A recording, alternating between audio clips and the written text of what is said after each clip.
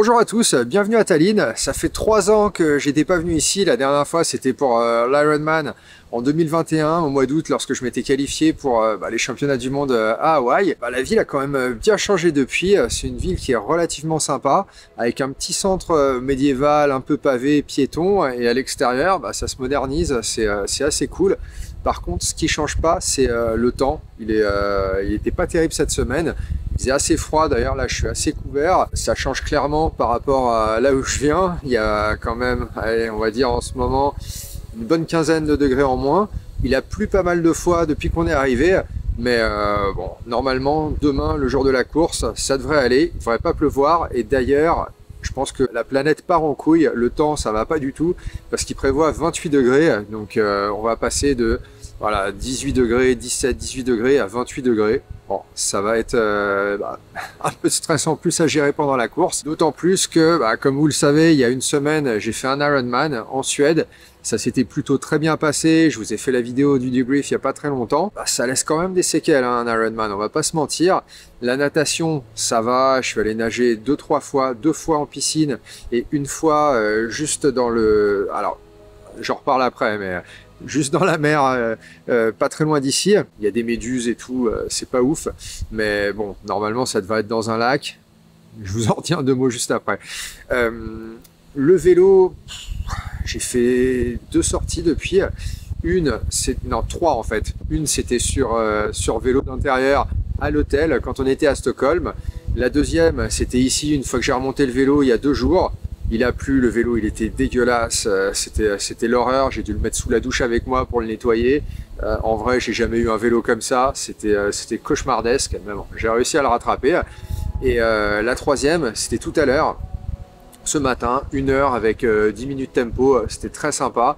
Bon, on va pas se mentir, la fraîcheur, c'est clairement pas la même que lorsque je suis arrivé à Kalmar. On sent qu'il y a eu un effort qui est passé par là. Et on sent que, l'Ironman, c'est quand même pas rien. En course à pied, c'est probablement là où ça se ressent le plus. Parce qu'un marathon, nécessairement, c'est avec les impacts, ça laisse quand même pas mal de traces. J'avais des bonnes douleurs au niveau des quads. Ça souffle pas mal là aussi. Donc j'espère que demain, ça sera pas comme ça. J'espère que ça s'entend pas trop dans le micro non plus. Mais bon, je vous disais que j'avais quand même des bonnes douleurs, des bonnes tensions au niveau des quads. J'ai fait 2-3 petites sorties très très faciles, 3 aussi. Une de 5 km à l'hôtel, une autre de 5 km ici. Après, j'ai fait un tour d'un hippodrome qui est juste là. J'ai fait un petit peu de tempo. J'étais à 3,45. Ça allait, ça passait. Bon, c'est la première fois que je cours autour d'un hippodrome. C'est pas mal. C'est assez souple. C'est une sorte de terre assez molle, je pense, pour préserver les jambes des chevaux du coup, mais en vrai pour courir c'est vraiment pas mal. Et en réalité ce calendrier là, c'est pas, on va dire que c'est pas vraiment quelque chose que j'ai choisi, parce qu'à la base je devais faire le 73 de Valencia en Espagne au mois d'avril, sauf que après la Floride où j'avais pas réussi à avoir le slot malgré un temps qui pour moi était un personal best à l'époque, je m'étais inscrit sur l'Ironman Texas qui tombait une semaine après. Donc je me suis dit ça va pas le faire parce que c'était quand même ma priorité de me qualifier pour Kona. Donc j'avais repoussé le 73 de Valencia en Espagne, celui de demain, le 73 de Tallinn. Et après mon DNF au Texas, je regardais un petit peu ce qui me restait en milieu de saison pour tenter quand même une qualification pour Hawaï. Et Kalmar, ça m'avait l'air vraiment pas mal. J'en avais entendu beaucoup de bien. Le parcours avait l'air très sympa. La Suède, l'année dernière, les courses dans le Nord, ça m'a plutôt bien réussi, donc je me suis dit pourquoi pas. Malheureusement, ça tombait à une semaine avant le 73 de Tallinn. Donc du coup, c'était quand même ma priorité. Je me suis entraîné pour. Par contre, les rythmes 73, c'est clairement pas ce que j'ai bossé. À une semaine d'intervalle, faut pas non plus s'attendre à des miracles. Mais bon, on verra demain. De toute façon, comme d'habitude, je vais faire de mon mieux. J'espère faire une belle course. Tout fait cette semaine pour me reposer, pour bien m'alimenter, bien dormir, vraiment me mettre dans des conditions idéales pour minimiser au maximum l'impact que la course de la semaine dernière pourrait avoir. Ça sera la surprise, parce qu'au final, il y a quand même pas mal d'inconnus. Au niveau du parcours, donc ce que je vous disais, c'est que normalement, on doit nager dans un lac, sauf que en début de semaine, on a reçu un message qui disait que l'eau du lac n'était pas très praticable c'est pas ce qu'il y a dedans, probablement de la merde, mais en tout cas, c'était plutôt une bonne idée de pas nager dedans. Par contre, on va nager dans une baie, donc dans la mer. L'eau, elle est à 19 degrés, c'est pareil qu'à Calmar, donc c'est pas vraiment un problème. Par contre, elle est faite un peu bizarrement, c'est-à-dire qu'au départ, on va devoir nager, enfin marcher en fait, 150 mètres dans l'eau, donc il y a à peu près ça de profondeur, pour arriver à une sorte de plateforme, et le temps commence de là. Et là, on va faire une sorte de rectangle, et on revient à la plateforme pour sortir sur la plage. Sauf que au retour, il va falloir courir parce que ça fait partie en fait de la natation. Et ça me rappelle ce qu'on avait fait à Varsovie, donc il y a 2 mois à peu près, où en fait il fallait courir en y allant et courir en revenant. L'eau, elle était un petit peu plus haute, mais tu sors de là, tu as le cardio qui est explosé, toi tu es défoncé déjà après la natation, courir de ça. En vrai, c'est vraiment pas super agréable, mais bon, voilà, c'est ce qu'il y aura demain. Et le truc qui est un peu moins cool aussi, c'est qu'il y a plein de méduses. Alors, de ce que j'en ai compris, elles sont pas dangereuses, elles piquent pas. Elles font à peu près cette taille-là, elles sont transparentes. C'est pas si gênant que ça. Par contre, c'est écœurant. Le truc, c'est enfin voilà, tu nages. Hier, je suis allé nager, je devais faire 1000 mètres. J'en ai fait 500. Je suis parti. J'ai commencé à avoir une méduse. Je fais OK, j'en ai vu une deuxième, 3, 4, 5. Et en fait, il y en a quand même pas mal. J'ai fait demi-tour, je suis ressorti. Donc, ouais, c'est pas ouf. Mais bon, voilà, c'est ce qu'il y a malheureusement.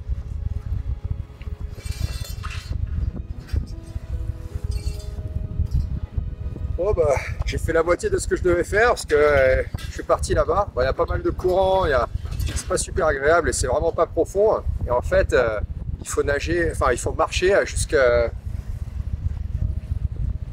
Il y a une plateforme là, à 150 mètres, il y a Sado et en fait ça commence à partir de là-bas, c'est pas ouf. Mais là j'ai juste fait la moitié de ce que je devais faire parce que j'ai commencé à nager, j'ai vu les méduses et je suis reparti. Donc, ça va pas être super pour dimanche, j'espère que ce sera pas comme ça quoi. C'était pas top. Après, c'est pas des énormes dégueulasses comme il y avait en Floride, donc ça devrait aller. Et comme je vous disais, normalement, on m'a dit qu'elle devait pas piquer, donc ça, déjà, c'est quand même pas mal. Pour le parcours vélo, c'est 2 boucles de 45 km. Donc, on part de la T1, on passe devant le centre commercial où se fait la T2. D'ailleurs, c'est là aussi qu'on allait récupérer le dossard. Je vous en dis un petit mot juste après aussi. Et là, on part donc vers le sud. C'est une route en fait où on se croise jusqu'au moment où on fait une boucle et on revient. Ça ressemble, alors je me souviens pas trop, mais ça ressemble à une partie du parcours qu'on faisait en 2021 pour l'Ironman. Par contre, pour la course à pied, donc elle se fait depuis la T2 qui est sur ce centre commercial. Il y a une partie vers le sud, une partie vers le nord. Et là, ça a l'air assez... on va être assez seul en fait. C'est le long d'une grosse route. Il n'y a pas grand chose, c'est tout droit en fait, donc il y a 2 tours aussi, ça n'a pas l'air génial. C'est juste que après la course à Calmar qui était vraiment top à tous les niveaux, niveau parcours, niveau organisation, niveau tout, là ça a l'air un peu moins ouf quoi. Mais bon, après c'est ce qu'il y a, il faudra quand même essayer de faire un bon temps. Et donc ouais, ce que je vous disais, c'était par rapport à la T2. Donc ça se trouve au niveau du village Ironman, et c'est là où je fais l'enregistrement, là où on va chercher le dossard, le sac. Et ce qui est un peu bizarre, c'est qu'ils ont fait ça dans un centre commercial. Donc la T2 est sur le parking du centre commercial, et après on rentre à l'intérieur, on monte des escaliers, et là en fait l'enregistrement il se fait dans un magasin. Donc c'est un peu chelou parce qu'il y a des trucs un peu partout. Il y a les comptoirs où on va prendre les dossards, on montre les papiers et tout. Et après on part d'un autre côté où il y a l'espèce d'exposition Ironman. Ils vendent les vêtements et tout, mais c'est dans un autre magasin. Donc c'est un peu chelou, c'est un peu bizarre. Ça fait pas vraiment... l'ambiance, il y a pas vraiment en fait comme on peut avoir sur une autre course où c'est vraiment une sorte de petit endroit fermé où il y a tous les exposants, c'est assez cool.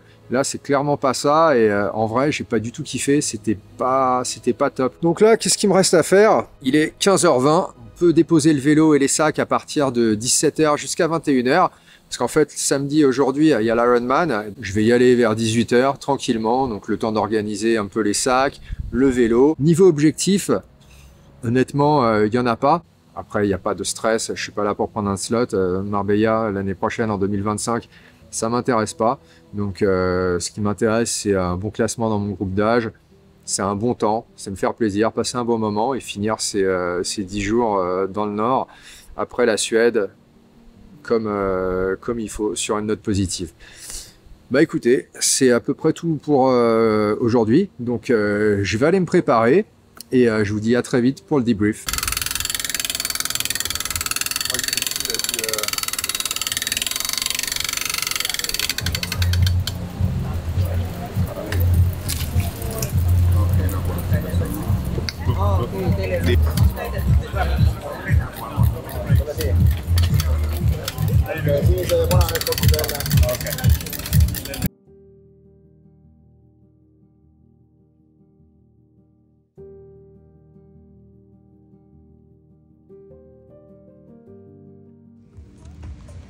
Bon bah voilà, le vélo est raqué, je l'ai protégé comme d'habitude au niveau des prolongateurs, au niveau de la transmission. Normalement il ne devrait pas annoncer de pluie ce soir, donc ça devrait aller. L'emplacement est plutôt pas mal, quasiment au début. La sortie elle est juste derrière moi là-bas. Je pense qu'on va venir de là. Je récupère le vélo et il y a genre 20 mètres jusqu'à la sortie, donc ça c'est plutôt cool. Ça permet de faire une transition assez rapide. Et le vélo est assez espacé, donc ça c'est plutôt bien. C'est de l'herbe par terre, ça va pas faire mal aux pieds. Donc bon, voilà, normalement toutes les conditions sont réunies pour faire une bonne transition demain. Allez, je vais aller déposer les sacs maintenant.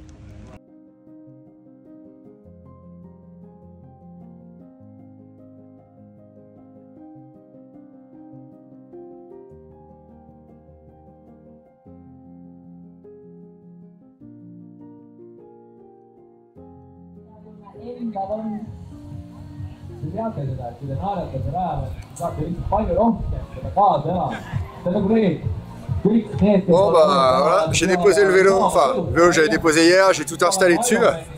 Par contre ce matin, la gorge un peu prise, pas super top, je pense que j'ai pris froid, c'est pas ouf. Donc j'espère que ça va pas me gêner pendant la course, je tousse un peu, c'est pas génial. On va voir ce que ça donne.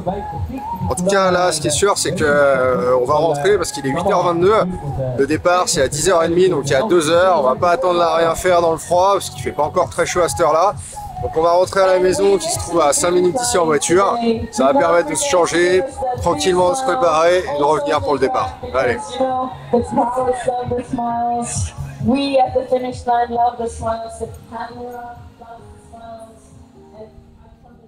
Bon, bah les amis, comme prévu, cette course a été un véritable fiasco. En vrai, on va pas se mentir, faire un 73 une semaine après un sub-9 sur Ironman, c'était quand même ambitieux.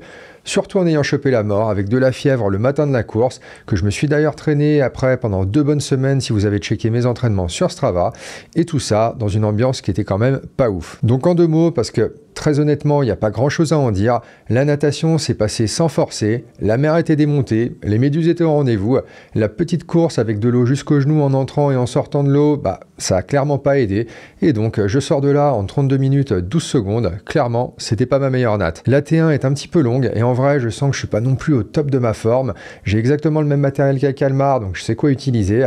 Donc je sors de là en 3 minutes 28 et je commence la première boucle du parcours vélo. Rapidement je me rends compte que le vent souffle tout de même pas mal et ça ne fera que se renforcer durant tout le parcours vélo. Je termine la première boucle en 1h10 et à ce moment-là, on revient au niveau de la T2 avant de faire un rond-point et de repartir sur la seconde boucle. En vrai, je me serais bien arrêté là tellement les sensations étaient mauvaises sur le vélo et les jambes avaient du mal à pousser des watts. Sans surprise, la seconde boucle se passe moins bien que la première. Je commence à être vraiment dans le mal et j'ai qu'une hâte, c'est de poser le vélo et de partir sur le semi, sachant que ça allait probablement être une vraie punition ce truc-là. Donc seconde boucle en 1h14 et je pose le vélo en 2h24.